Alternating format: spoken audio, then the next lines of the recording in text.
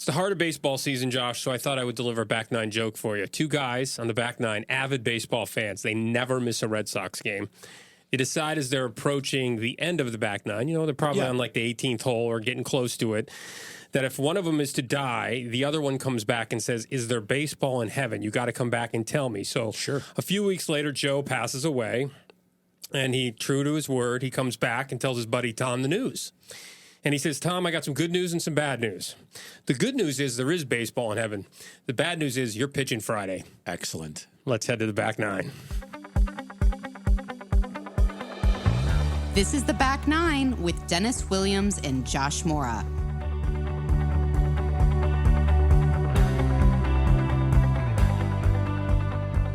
Well, it's baseball season. I thought I'd deliver a cheesy joke for you. Well, here, I'm going to follow up.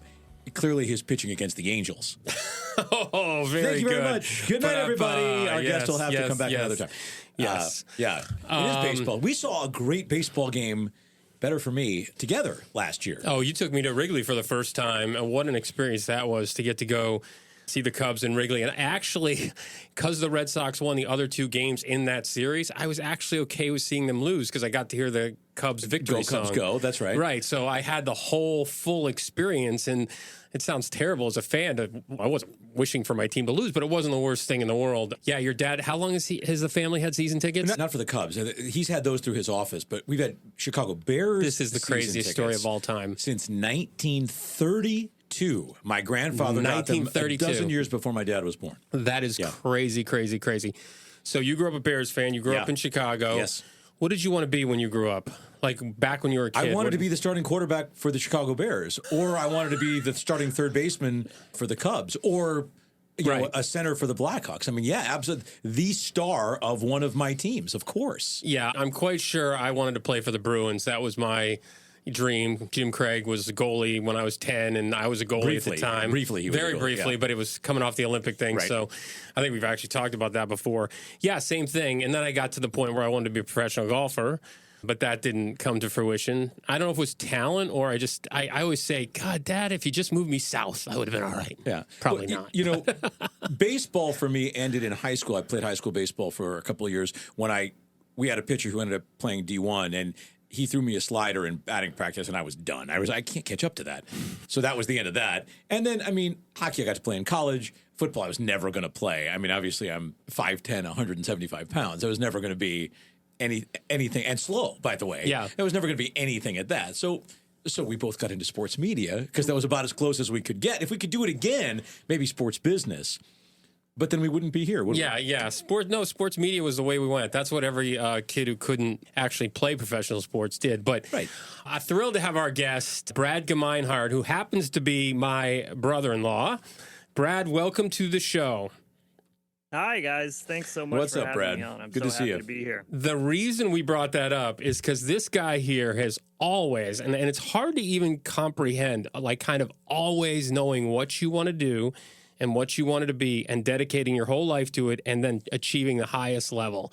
I used to say, because sports fans out there can make this analogy, I used to say he was the Tiger Woods of French horn playing because he's a French horn player at the Met. So he is at the top level of his game. Now, on the back nine, he's better than Tiger Woods is on the back nine. Yeah, for sure. Because he's still doing it and going to be doing it at a high level for a long time. Hey, Brad, how did you know, just for our audience that has kids out there, and you're kind of a child prodigy and you have this talent, and how did you know to stick with it?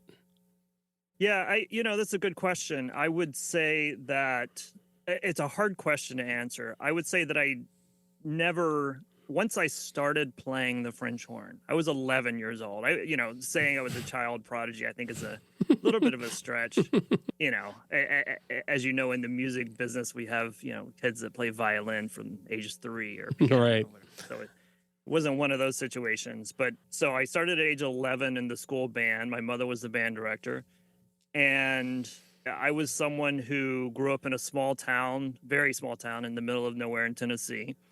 And I was fortunate to have parents who were music teachers, but at the same time, all my peers in school were really into sports. And my older brother was good at sports. He was good at baseball. He was captain of the tennis team. And I was not. I was terrible at sports, and it just didn't fit in. So I started playing the French horn, and people told me, my teachers told me, my other people in the band said, well, you have to practice. So I did. I went home every day, first thing, got my French horn out, and spent 2 to 3 hours practicing scales and arpeggios and different exercises and learning new music. And I just did it because I wanted to get better. And it came kind of naturally to me right away. I could make a decent sound on it pretty quickly. So after about a year of that, I could never imagine myself doing something else. And so I was about 12 years old, I would say. Wow. And my parents were extremely supportive, but very worried about my career choice to be a French horn player. So I think it got to the point where they realized they're not going to stop this thing from happening, because it's a very difficult career. It's hard to make money. It's hard to get a job. It's incredibly competitive. So that was it. So I just practiced, and I didn't see anything else for me to do. I mean, to be where you are, I mean, it really is comparable to being the starting goaltender for the Nashville Predators. No question going about back to your Tennessee. So because there's like a handful of these jobs at that level in the world. How have you been able to sustain that interest from when you were 11, from when you were 17 or 18 and going to college or music school, through all the journey, and maybe take us through some of the stops you made along the way to the Met? Because I don't know the answer to this question that I'm going to ask you, but most people don't go directly out of music school to the Met. There are stops at orchestras along the way. What was your journey, and how did you continue to develop, refine not only your skill but your interest? So when I was 18 years old, I went to a summer music camp over in East Tennessee called Sewanee. It was the first place I ever played in an orchestra. And that was really, all of a sudden, I was with my people, and I was doing what I loved. And my parents recognized that, started looking at alternative high schools for me. We found a high school called Interlochen, the Interlochen Arts Academy in northern Michigan. So I did my senior year of high school there. It's basically like going to a music conservatory, but at the high school age. So I did that for 2 years. Graduated from high school. I applied to a shockingly low number of colleges. I would never let my children or students do what I did, but I did get a spot at the Juilliard School in New York. Moved to New York. First time I came here to New York, I loved it. I felt at home, and I never wanted to leave. So I did 4 years at the Juilliard School, graduated from there, and basically started networking and getting my name out there. And when I got a couple of calls for some gigs, smaller gigs with working French horn players, and they recognized that I could play the horn, that I was a nice guy, and pleasant to be around, and I showed up on time, all of the things you're supposed to do, they would recommend me for other work. So I was in New York as a freelancer, picking up work. I played a lot of Broadway shows. I did some tours. There was a period of time where I would do a random tour to Europe with this different group and that group, once or twice a year. So I did that 6 or 7 years, and then wanted some more stability. I had met Dennis's sister, Dana, and we had we were I believe we were engaged at the time. No, we had already been married, and I started looking for a full-time job. And you get these jobs by showing up at an audition with 60, 70, 80 other French horn players, and you have about 6-7 minutes to play behind a screen where they can't see you, and then they vote. And they narrow it down to about 8 players, and then you have to go back the next day and play again. And they vote again and narrow it down to 2 or 3. And then you play again, and then they vote again, and they pick a winner of the audition. That's how you get the job. And then you have 2 years of actually doing the job where they can decide to keep you or kick you out, So I got through that process. So that would have been 2009. And then as I was playing in the orchestra of the Metropolitan Opera, my first job there wasn't as the principal horn, as the sort of solo horn. It was in the section. not playing the most prominent parts. I was filling in on principal parts and getting some solo stuff, and I felt comfortable doing it. I was doing a good job of it. So that sort of was my motivation to keep striving, improving myself. Like, how can I get better? So asking that question every single day, I go into the practice room and I start practicing. How can this be better? Right? So I did that, and like very consistently for quite a number of years. I was up for consideration for some other principal positions in other places, kind of major jobs, and none of them panned out. And then 2 years ago now, we finally had an opening at the Metropolitan Opera for a principal horn. And I actually had to go through the exact same process: blind, behind a screen, open call audition, international candidates, and I won that audition. So I've been principal horn there for 2 years. That's what's really extraordinary. I mean, you've always had to go through that same audition. And I will just say this, just anecdotally, because I've known Brad obviously for a long time, almost probably 20 years, right? You guys are coming on 20 years. So I can tell you, like, we would have family events, and there isn't a day that he misses practicing. I mean, I'm telling you, we could be out drinking beers by the fire and having a party. I mean, it's not like he doesn't like to hang out, and he will hang out, right, but he will always spend the time practicing. You don't miss it, no matter what you're doing with your time. It is truly extraordinary, and I do think the analogies for sports really work. You worked your way up through the minor leagues. You got to the big show. There's no guarantees without continuing to work that you're going to stay in the big show. Like, it's really extraordinary. And I think the interlocking story is amazing too, because that's come full circle. You now teach there, your kids go there, and you're raising kids in New York City, which is not easy, even though that was your dream to be there. None of that is easy, for sure.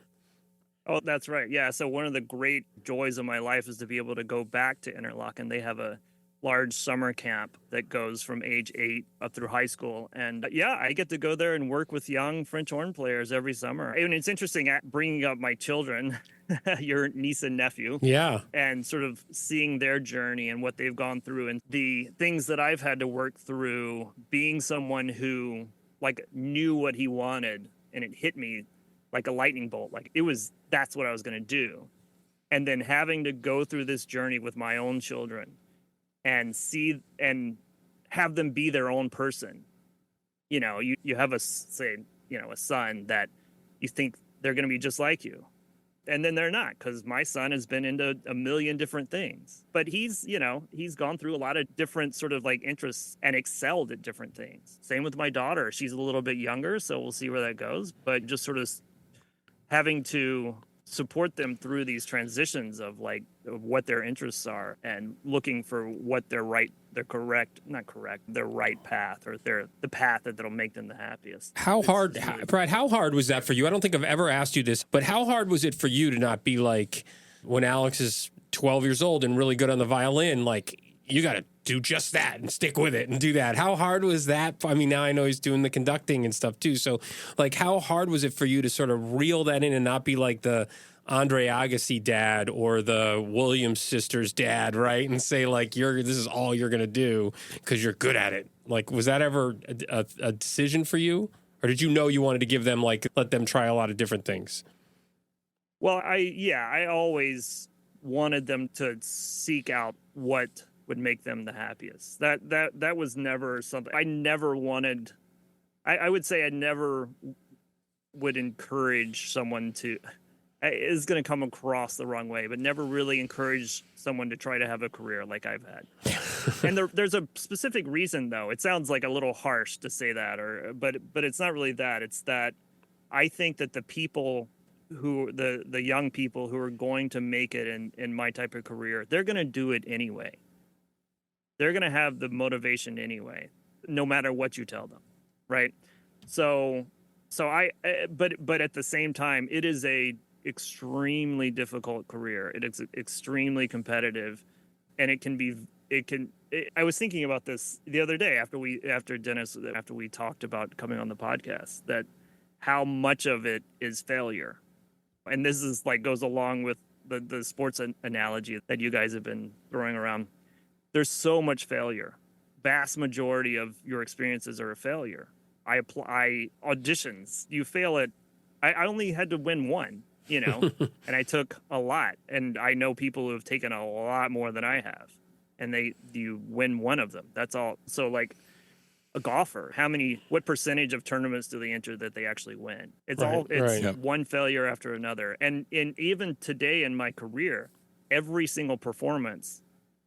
Now, if you came to it, you would not recognize this, but I'm always paying attention to the things that I'm failing at. And failure, I think in this sense, is a little bit of a harsh term, but like if there was an entrance, like how I started this one note that was not exactly what I wanted, it's a failure, right? So but I need to figure out how to get it better the next time. How do I improve on that? How do I make sure that I get it exactly how I want the next time? So that sort of like constant acceptance of failure and using that to improve yourself is such a huge part of it. So anyway, it's a tough career, but I think the people who are going to make it are going to do it anyway, no matter what, because they don't really see, at least my experience is they don't really see something else that would make them happy. And that being said, spending the dedication and focus on that you have to play an instrument, you put that focus into almost any other field, you're going to do just fine. We'll be right back. Listeners, I've been talking about Pete Learning for a few weeks now. Pete is an out-of-the-box training department that helps companies of all sizes reach their company training initiatives. So picture this. Your company leaders hold all kinds of institutional knowledge, but it takes time for them to create and manage the training that it takes to share that knowledge and other company objectives with their employees. And that's time away from what those leaders do best. That is where Pete comes in. Pete uses artificial intelligence, AI, to create robust, threaded training curriculum quickly and inexpensively. Put simply, Pete is an indispensable partner for any growing company.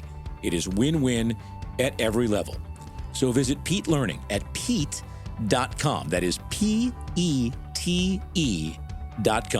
Three Bridges is proud to be a sponsor of the Back Nine. My business partner and I founded the company in 2019 with the simple premise that we wanted to be the best storytellers for your brand.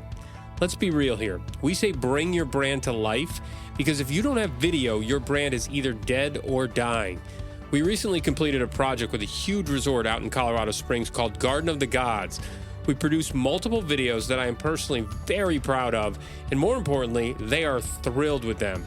If you want to see our work, check out Three Bridges Consulting on our YouTube page. That's the number 3 Bridges Consulting on YouTube, and see how we can breathe life into your brand. All right, back to the show.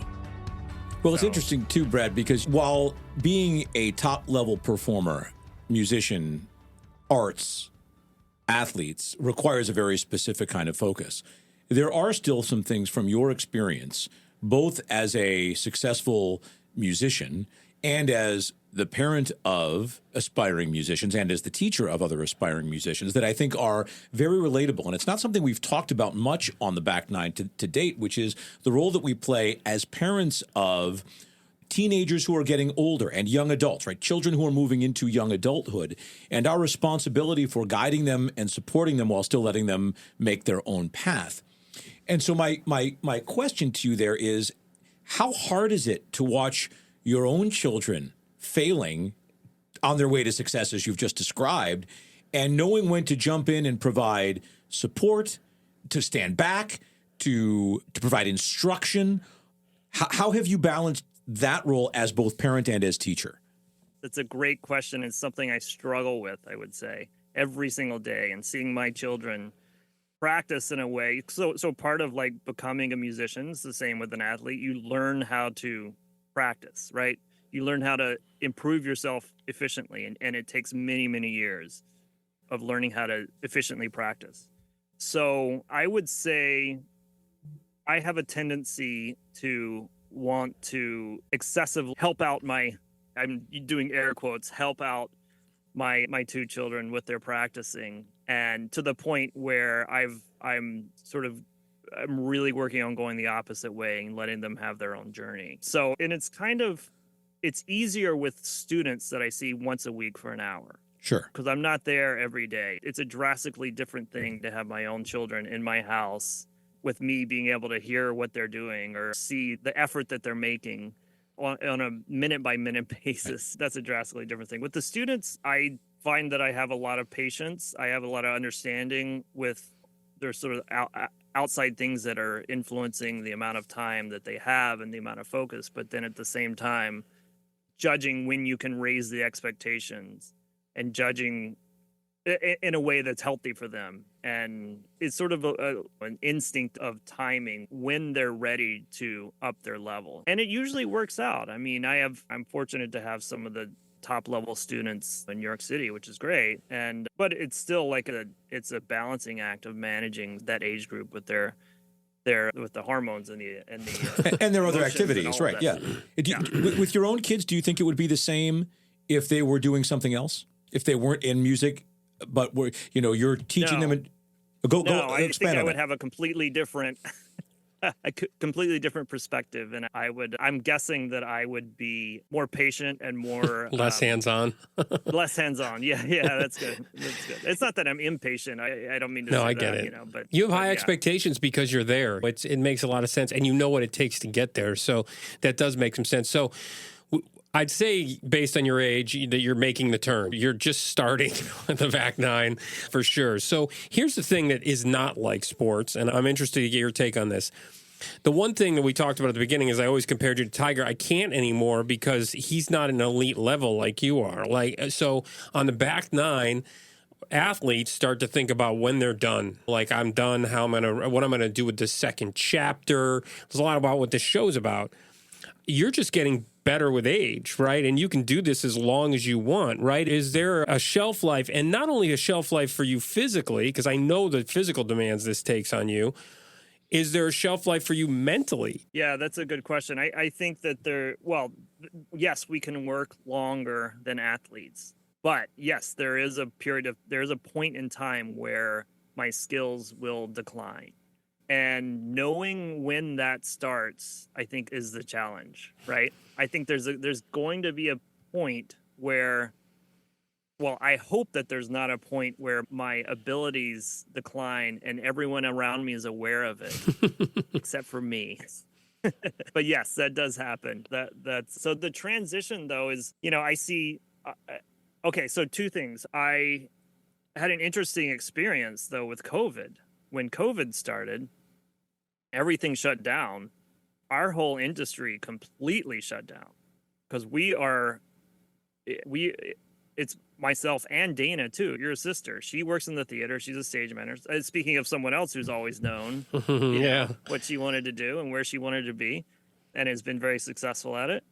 Dana and I, our whole industry is based on people gathering in large groups, So we shut down first and knew that if we ever came back, we would be the last ones to come back. So that sort of was it felt like for a minute, and longer than a minute, that it could potentially be a forced transition, that we had to figure something else out. And the amazing thing is that once a few months into it, once we had some hope that we possibly would have jobs coming back from it, even though it ended up being a year and a half or whatever later, but we both very much it solidified that we are in the right place. Like, we belong here in New York, performing, entertaining people, right? So that was an interesting sort of almost forced transition. And it was also a long period of time where I wasn't performing and maybe a little practice run for, retirement, right, sure, which is interesting. I would say I didn't do that well with it. So it's something that, I'm 45 right now. I have quite a number of years, at least 15, 20 years of performing in my current position, I hope. And then beyond that, I see myself teaching, which is something that I can do for quite a while. But I don't know. It's a really good question and something that has been on my mind, and trying to imagine what days would be the daytimes would be without knowing that I have to go perform that night. Right. It's definitely something on my mind, and it's something that I will, over the next decade or so, it's something that I'll have to figure out. What am I going to do? How am I going to occupy myself? And will I be will I want to go to performances or will I not? Because right now, the nights I have off, I like to be at home. Well, I know you and my sister pretty well. I think you should just own a winery up in Traverse City, probably. Right? That sounds good. Can I come too? I mean, you guys are family. It's all built in. You can play the French horn and for your guests, and it'd be great. No, I think. Well, actually, that's interesting about playing the French horn. I don't see myself continuing. Right. Other than teaching, retire, because I can't imagine doing it. Right. But I get not that at such a high level. That makes so much sense. Incredibly hard to maintain. That makes so much sense. It's such a huge burden to maintain that level. So, yeah, it's a lot. Yeah, there's certainly some thought I have to put into that. Still, I would say. Well, Brad, we hit the jackpot as a family with you personally as a brother-in-law, and you did marry into the Williams family, though. It's not the easiest. Pluses and minuses, you instantly get to join sainthood when that happens. When you join this family, you're instantly a saint. Right when we started, your dad had sent me a text just checking in with me. It was very sweet. Oh, that's awesome. That's really awesome. Yeah, and you guys are amazing parents, great couple. Yeah, it's awesome to have you on the show, and really appreciate it. And you're right, my sister would be. It would be great because she did know she was a little later than you. It happened in college. She was going to be an actress, and then she figured out that she was going to. But very similar. Has been a stage manager on Broadway in the same amount of times that you've been doing the French horn. So yeah, the amazing New York City raising kids in New York story. It's astonishing. Yeah. Great success, Brad. Really, because what you've done is not easy. So congratulations on all that. I appreciate that. Yeah, it's been quite a journey. So I'm loving it, and I'm looking forward. I go play an opera tonight, and I can't wait. Great. I'm excited. Thanks for sharing it with us, Brad. Thank you so much. See you soon, man. Well, there you have it. Yeah. I knew coming on, that's why I brought it up at the beginning. We all wanted to be, what would you want to be, an astronaut? Or, we said athletes, and 11 years old, knowing what you want to do and going in that direction. And what it comes down to, and he said this best, it's not so much about the French horn. It's not even about being a musician. It's about the work ethic that once he knew, he dedicated all of that work towards it. When I've seen it firsthand, I've seen how hard he works when people aren't watching. There's a very small sliver, infinitesimal part of the population that discovers very early that they've got a talent for something and that they love doing it. And then the third factor is the part that they can control, which is the mental part, the dedication part that you just described. I found it interesting. I have two takeaways, but here's the first one. The first one is when you asked him about, well, what do you do as you start to thinking about aging out? And he basically said, well, I'm only just now beginning to think about it. And you identify, or at least I can understand, we see a lot of athletes. In our previous careers, we saw a lot of athletes who got to 35, 38, whatever it was when they were done and didn't know what to do next. And he has a little bit of a longer time to think about it. But that's a really important thing. For people who have been that laser focused, it's important that they do. It's a tricky thing because as soon as they start thinking about it, they'll tell you, well, they're already out. Right. So I don't know what to make of it other than I find that point really interesting. Think of him at 45 with plenty of runway ahead of him as a talent, we think. And then what? I mean, that's part of what. Well, I think it's in the same way an athlete does this. I think it's coaching or teaching, right? Like he'll still teach and yet potentially. Some superstars have a hard time teaching. Like Wayne Gretzky was an okay coach, and he was good for a superstar. And Brad is a superstar at what he does. Right. And he's teaching now. I think it's one of those things where I think he can continue to do that. But I do see, when he hangs it up, it was interesting to say, that he wouldn't keep doing it himself because he won't be at the level he was at. I think that's so interesting to us. In some respects, I don't know what your case was, but when I was a sportscaster at 37, 38, I've said this many times, I didn't want to be the old guy in the locker room. I didn't want to be the 45, 50-year-old still doing that. When we were interviewing people and we were covering sports, we were talking to our peers and our friends, and we felt like we fit in. I could see when we were aging out at the same age an athlete would age out, how some of the guys were uncomfortable, right? If you're 50-something in a locker room talking to 23-year-olds, it's not the same as if you're near their age. I would have liked to have found a different role, right? I mean, and in some ways we're doing that now because we have found our way back into being behind a microphone and doing some different things with that skill set. But I feel like I needed that break. Mm-hmm. The other takeaway I had from Brad, bringing it back to that, was our role as parents and how we support adult or rising adult children in that role. And my dad is an attorney, said, I don't want you to be an attorney. I mean, I think he could see that I didn't have a burning passion for it. It might have been different. But if you can choose from a variety of different things, go do something else. Because he knew all of the pitfalls and the negatives as well as some of the positives. I admit that I've struggled with, other than just showing up and supporting my children in whatever they want to do, I have sometimes found neither of them wanted to be in broadcasting in any way or in podcasting at the time. But I've struggled with how to be a good mentor for that, other than just tell me what you want to do or how can I expose you to different things. And I think that's a challenge that's especially true for people who have achieved what Brad has been able to achieve in his career. Yeah, I think as a parent, it's very, very difficult. One of my kids knew exactly, like, she was a dancer and spent hours and hours when people weren't watching dance.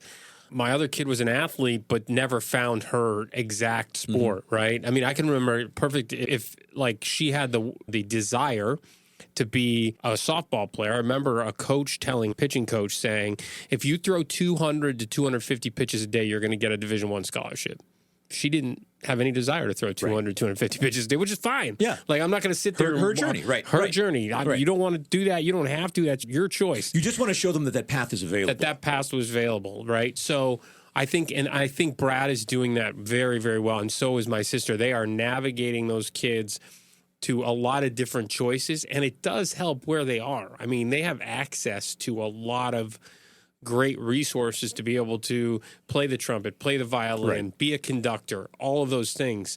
So that helps. Yeah, and another thing I do is, like, with some of my connections and networks, I could almost certainly get my kid a job, but I don't want to do that. I don't think they want me to do that either. They want me to open the door, get the interview, and then let them take it. Make sure it's their choice to follow up with that. Do I want to take that interview? Do I want to succeed in this position? Is this position for me?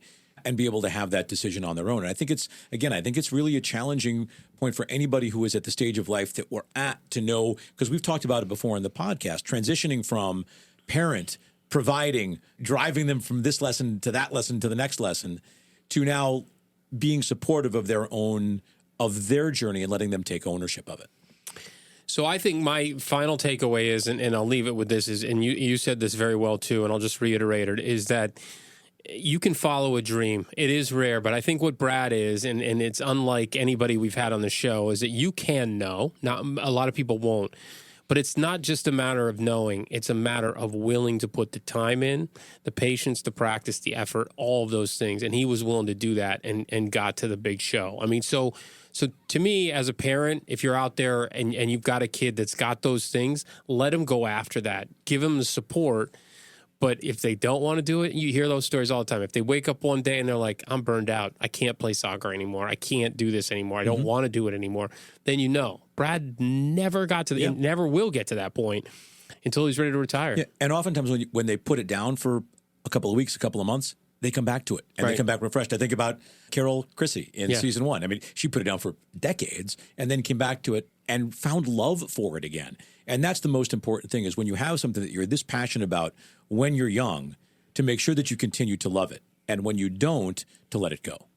Yes, and if you can find that thing, that passion that you had as a kid on your back nine, grab it and own it. And then you can relive your dream that you had as a kid. I'm probably not going to get my dream of being a professional golfer, though, still.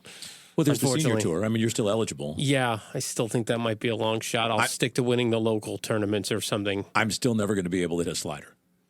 Or be the quarterback for the Bears. Well, now I might have until they drafted the kid this year, so we have big hopes. He might be slightly better than you. I think a little bit. All right, well, that's it for the Back Nine. We look forward to seeing you next time. Adios.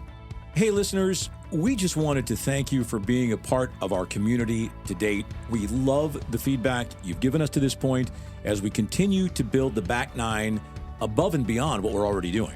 Yeah, help us by following, subscribing, and or downloading and sharing with your friends and family as well. We have lots of plans for how we can continue to provide good perspective and fantastic resources for all of you. So join us on Apple, Spotify, YouTube, or your preferred platform, and know that we are incredibly grateful for your support. Yeah, we are. We look forward to seeing you in person soon, hint, hint, and knowing that you're out there making the loop with us every week on The Back Nine. The Back Nine is lovingly organized by Janine Stella and recorded at Pixelworks Studios in Delray Beach, Florida.